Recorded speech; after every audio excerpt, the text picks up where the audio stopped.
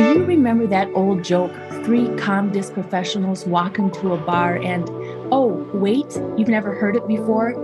We haven't either.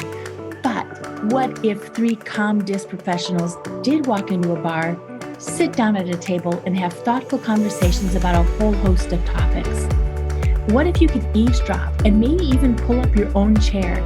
And what if that bar was actually a coffee shop because at least one of us would inevitably fall asleep or want to dance after a couple glasses of wine? This series is that conversation in the coffee shop where you get to listen in on thoughtful discussions about a variety of topics from the perspective of a medical SLP, a school-based SLP, and a professor in communication sciences and disorders.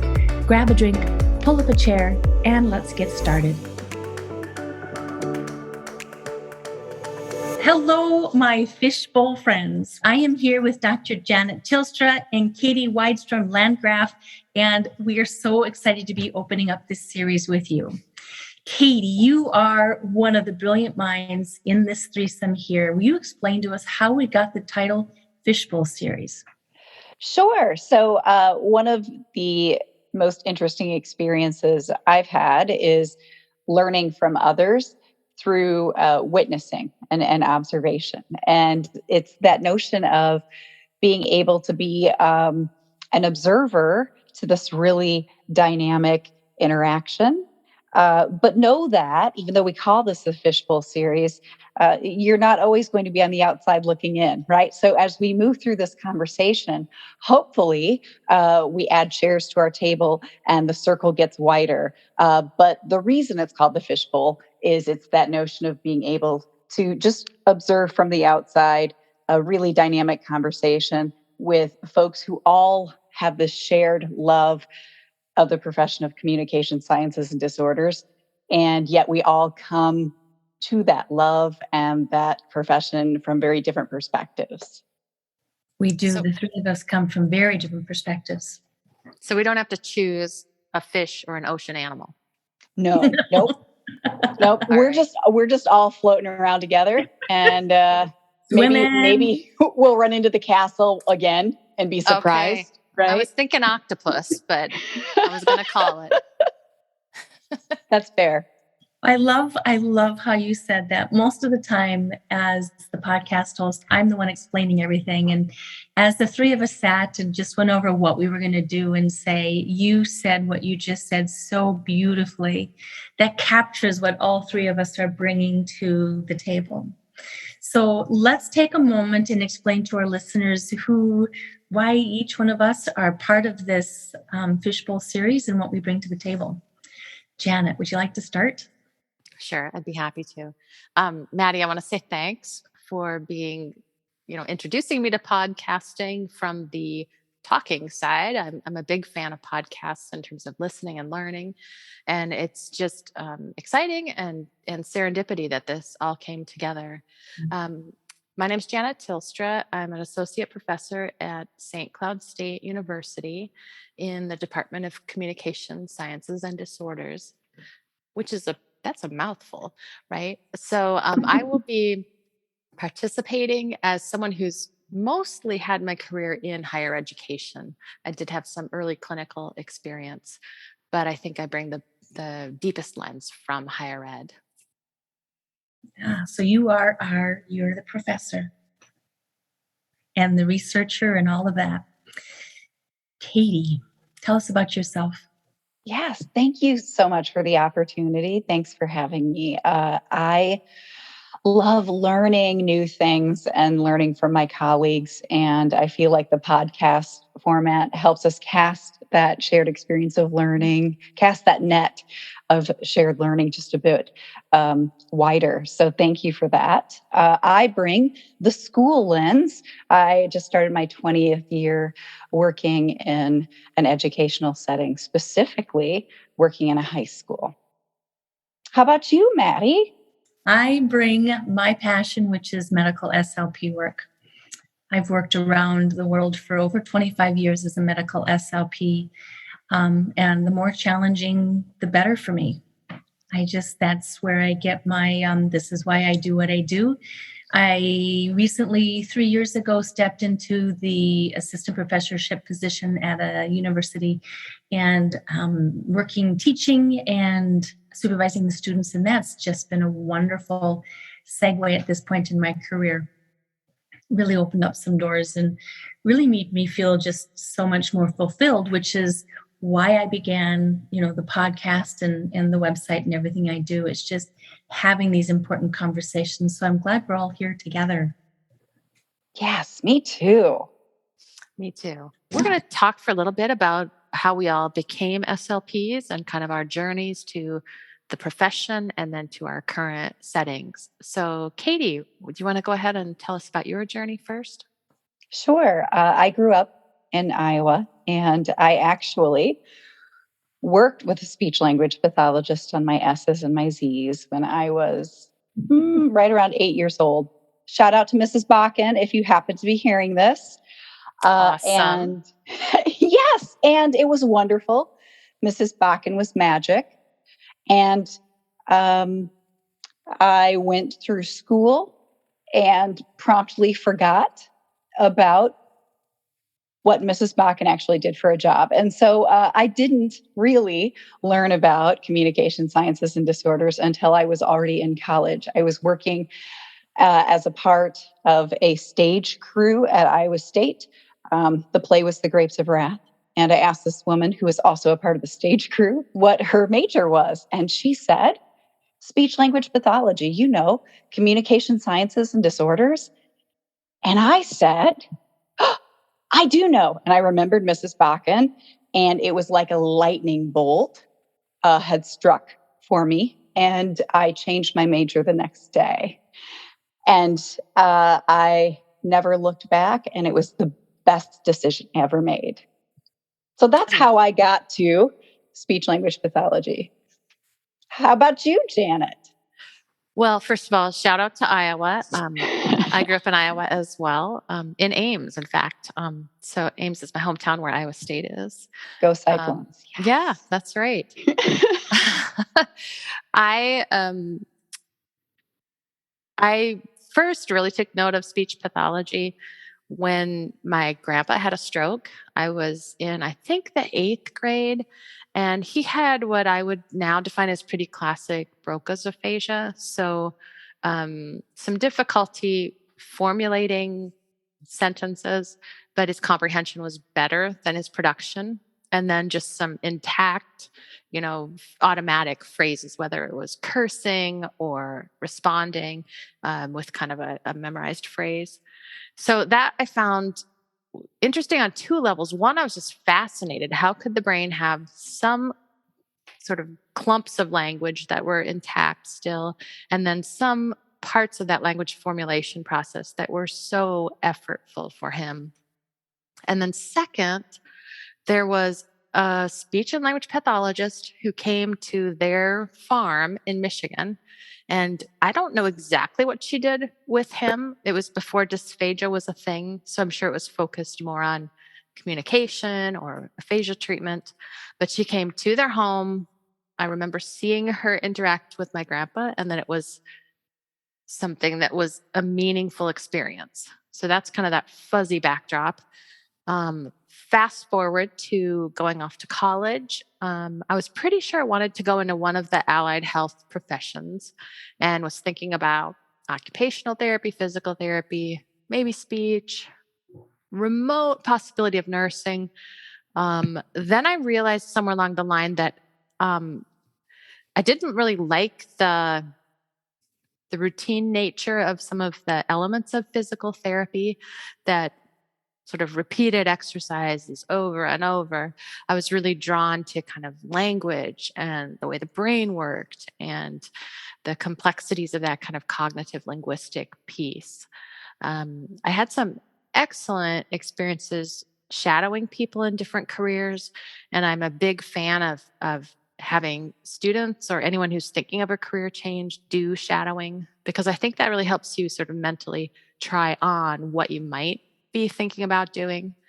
I also had some awesome experiences where I worked with some summer camps, and that really helped me just meet people who had different kinds of disabilities or communication challenges.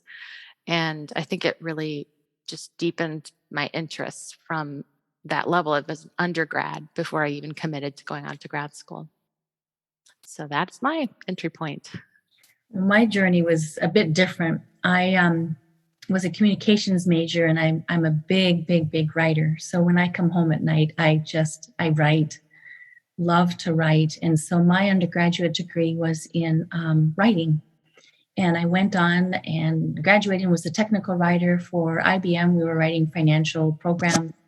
I was writing the training manuals and doing the training for IBM, and went to visit my sister one time, my older sister, who I just, big sister. You love your older sisters. And we stopped by her work, and she worked at a skilled nursing facility.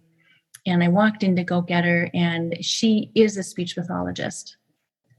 And I went in, and I was a writer at the time, and I saw the work that she was doing with these people, and she got to sit and talk to them. And she seemed so well loved, and it was such a warm environment. I thought I would love to step away from some of the technical writing. My husband went back to school, and I decided to go back to school too. And so I decided to follow in my older sister's footsteps and become a speech pathologist, and have not regretted it. Have loved it. Sweet. So all three of us come from very different settings. The common thread is that we love our jobs, and we were introduced to it through a variety of different means, but we all seem to have that passion that holds true for us. We still have the challenges, though, in the different settings that we have. So let's take just a moment and talk about some of the challenges in our settings. Sure. I will start. I work in education. And what's interesting, incidentally, is I never thought that I would work in education. I was so certain, in fact, that even when I did clinical practicum hours, I did my child hours in pediatric settings. So I say that because you don't always know what you where you'll end up fitting, and the setting that will really connect for you. All of that being said, there is no perfect setting. I think the challenges in the educational setting would be just the size of the caseload, and the subsequent workload is at times just daunting. And I think that is something that creates this feeling of just tension, and it can be a little bit of a slippery slope, because we all want to do well, and we also have some very real uh, limitations on things like time and number of students that you can see in a day. So that would be the most substantial challenge in the setting that I'm in. Maddie, how about the medical setting? What would you say is a challenge working in the medical setting? Sounds like we have a lot of the same, the challenges, the caseloads, the productivity requirements can be very high depending on the medical setting. Sometimes they are reasonable, sometimes they are not. Sometimes in the medical setting, there can be opportunities for unethical things that I've seen going on, not because people think that this is what's going to happen and this is what they're going to do, but they get pushed back against the wall. So those are some of the uglier sides of the medical setting. And there's also the stress of, we work with people who die, and that can be hard as well. That can be hard as well. Janet, how about you? Well, I wanted to just make a comment before I answer. I was speaking with a community friend who lost her husband, I think 2 years ago, to ALS, and he was young, he was in his 50s. And when I saw her recently, she was telling me how much the speech language pathologist was such a support and such a critical person in their journey. And she was someone who really didn't know about the profession before that, but she just was telling me again and again how grateful she was. So, yeah, the silver That lining. conversations like that, knowing that I know we're going to talk about challenges, excitements and rewards in a minute, but it's things like that that I just love Hmm. why we do what we do. Yeah, and a unique piece of medical SLP. In my setting, I don't sit and hold the hands or help the person whose spouse is dying with final communication or choices of last food they might eat. So I have a different Mhm. focus. Again, my focus is in higher education. I teach in what we would consider a regional comprehensive university. So we are not a university where most where there's a heavy research focus. So most of my focus is really on classroom and clinical teaching. We're also slightly different from like a private college, like a private liberal arts college, because the teaching load tends to be heavier in the institution where I am. So, for example, I would teach generally 4 classes for 3 credits each, versus in many liberal arts schools, you might teach 3 classes of 4 credits. And some of those might be repeats if you're in a large major like psychology. So I Mhm. might teach 2 sections of intro, same course.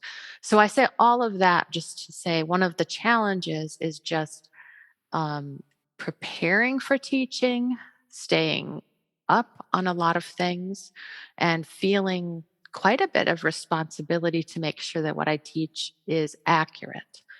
And there can be a tension, I think, but if you don't know something, there can be a tension between wanting to be honest, but also not wanting to present yourself as someone who doesn't know what they're doing. So I think just straddling that kind of humility with also kind of owning this sort of being up in front authoritative role that you fall into as a professor. Um, I think a second challenge that's good for people to know who are coming into higher ed is there are different sort of tiers of positions, and there are challenges and benefits of each of those. But for example, someone might be hired to teach a course, and that can be a great way to sort of try your wings at teaching. The pay is horrible. It's just like not the best pay if you divide it by the hours spent prepping, but a great way to dip your toe in. A second level of position is a year-to-year contract, which can be extremely fun. And in many cases, you don't have some of the responsibilities to serve on committees, advise students, write curriculum, measure how the program's doing. But the limits of that are you're on a year-to-year contract. So it's hard to say, I'm going to make this 3-year plan. And it can feel sometimes very insecure. Um, I've had both of those appointments, and I'm currently in a tenure track position, which I say is kind of the golden ticket position. So are, you have a probationary time, you have goals you need to meet.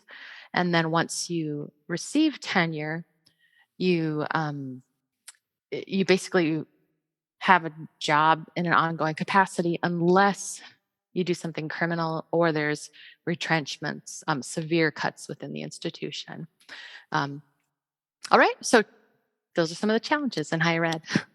One of the things I've noticed stepping into the higher ed is you guys also use a different terminology than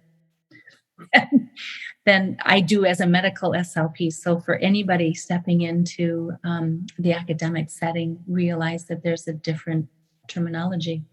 Okay. Can you say more? You have an example that comes to Sure. mind? Like I know one of the positions you were referring to is FTNP, retention, scholarship of learning. There's all these phrases that academicians will easily throw around. So I'm always like deciphering acronyms and looking things up. Right. Yeah. And within any specific institution, you're going to have like just some internal acronyms, and it can make Mhm, your head spin. mhm. So we've got a few minutes left. let's spend our time talking about the things that we love about our positions, the things that are very rewarding for us, and share some stories there. Janet, would you like to start? Sure. I've worked in the college setting since really the late 90s. I mean, on a very part-time basis. And I really like this time of life. I think for myself, young adulthood was really a time of personal growth, lots of decisions about who I was and where I wanted to go. And so, in my role as a professor, I'm able to be a part of that, whether it's on the sidelines or as a mentor. So, I find it a real privilege to look for the potential in others. Sometimes it's potential they don't see, but I do. And just to really be able to try to foster and grow that. There's a lot of opportunity for creativity. And if there's something I want to do a little more of, often I can kind of chase down a pathway. So I really do love the higher education environment. Katie, how about you? Well, so I love the setting that I work in, which is super incredible because it was a setting I never thought that I would work in. I particularly love working with high school students because the bulk of my caseload is working with language disorders. And I always said, like, I would, if I could, I would have a T-shirt that says "I heart language" because I love working on language. I love working on language not just because of the communicative aspect and impact, but I love that language is the infrastructure of thought. So it Mm, feels really cool to be working on something that helps us think a thought in our heads, even if I'm never communicating it to another person. That mm. dialogue within myself, worth it, right? So I That's would also amazing. say, yeah, and I would also say, when I have students doing practicums with me, I will talk about our profession in kind of two buckets, right? We have the habilitative bucket and the rehabilitative bucket. And I learned, having worked in both rehabilitative settings and habilitative settings, that um, I am recharged by helping somebody get something they never had versus helping somebody get something back that they always had and lost and they're trying to have it again. I discovered that for me personally, rehabilitative services could also make me feel very sad. And so, what I love about the setting that I work in is um, it feels like forward motion in that this may have been something that was not ever addressed before. This may be a new thing that we're working on, and yeah, I would say that's what excites me about the setting that I work in. Maddie, talk to Mm. me about the setting that you work in, because I think what's interesting is the very setting that sometimes would make me Yeah, very sad is the setting that completely lights your fire. So, it, what it, are you excited it about does that. with the medical setting? That's the setting that I pop out of bed in the morning, excited to go and do and be and exist in. Um, and I love the rehabilitative because somebody's lost something and I'm providing hope back to them, whether it's through like my video swallows. I think those are some of my favorites because I absolutely love to think. And when I have somebody in my video swallow chair, I'm thinking they're swallowing and I'm watching and I'm diagnosing and I'm like, if this does this and I do this and have them do this and then we change the swallow this way, and lo and behold, they can respond to what I'm teaching them. And they get their dignity back. They get their ability to say who they are. And I find that so many important conversations happen towards the end of people's lives that probably should have taken place earlier. But some of the conversations are the most meaningful where they have those conversations that um, solve important problems or resolve hurts or provide support or those I love yous are just so important. And sometimes in the medical setting, we, as a speech pathologist, as a medical speech pathologist, we help people not to suffer. And to me, that is a great honor to help a family member feed their mother or father their, final sips of water, because that's what they want to give. So I am deeply in love with being a medical SLP. Mm. I really love the way that you talk about the habilitative versus rehabilitative, Katie, because I think sometimes people will say like pediatrics or adults. Mm-hmm. And for myself, for example, I love working with adults who stutter, but I don't have any interest in dysphagia or some of the kind of end of life things. And so I think that habilitative piece aligns more with, maybe that's what I'm moved towards, is helping someone Mm-hmm. have something they never had. And I would say, of course, there's somebody listening to our podcast right now who's like, wait a minute, I have a student who had a traumatic brain injury. That's rehabilitative. Widestrom, what are you saying? And so, yes, we want to also acknowledge that there's a little bit of, there's definitely crossover. The Mhm. But when both I and think thing, right? there's both and what's interesting is I also think there is that shared priority of reducing suffering of Mhm. across all of the different disciplines and across all the different ways we work in this profession. And I think it's just interesting to start exploring that with each other, Mm. because we do spend a lot of time with shared setting colleagues, but we don't always get to talk with each other. And that's what makes this podcast so exciting.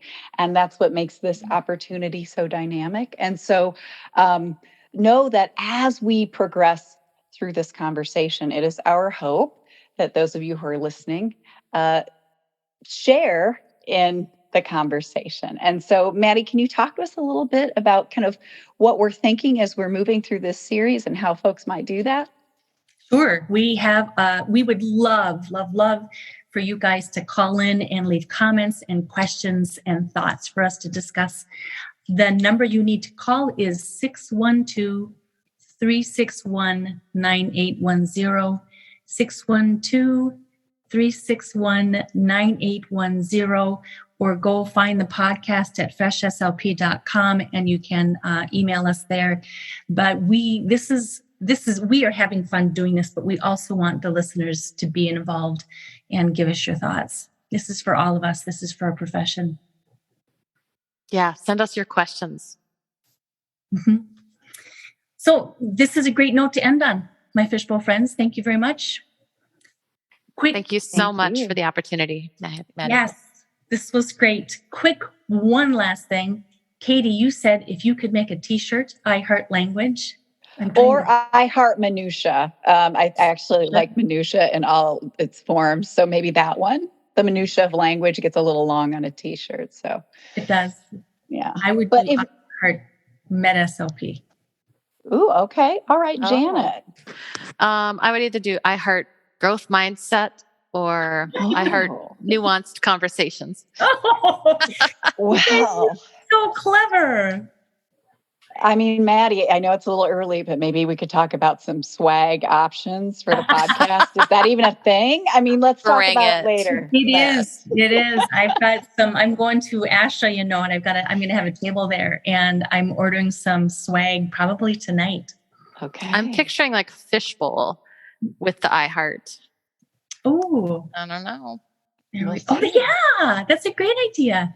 Okay, folks. So you have that phone number and you have that email. Maybe you could help us up our swag game. That could also be a way. It's not just questions; it's wonderments, and it's also just creative input, right? So thanks again for the offer. Yes, yes. All right. We're starting a new thing here where we've got the collaborative Fishbowl SLPs. I think so. Excellent. In their swag. Okay. In their swag. Until our next episode. Thank you. Thanks, everyone.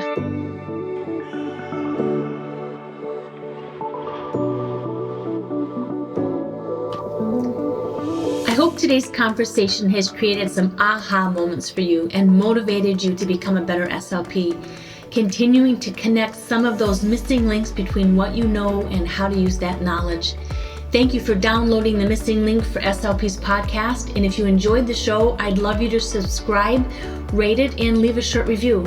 Also, please share an episode with a friend. Together we can raise awareness and help more SLPs find and connect those missing links and get the information needed to help them feel confident in their patient care every step of the way. Follow me on Instagram and join the Fresh SLP community on Facebook. Show notes are always available, so come learn more at freshslp.com. Let's make those connections. You got this.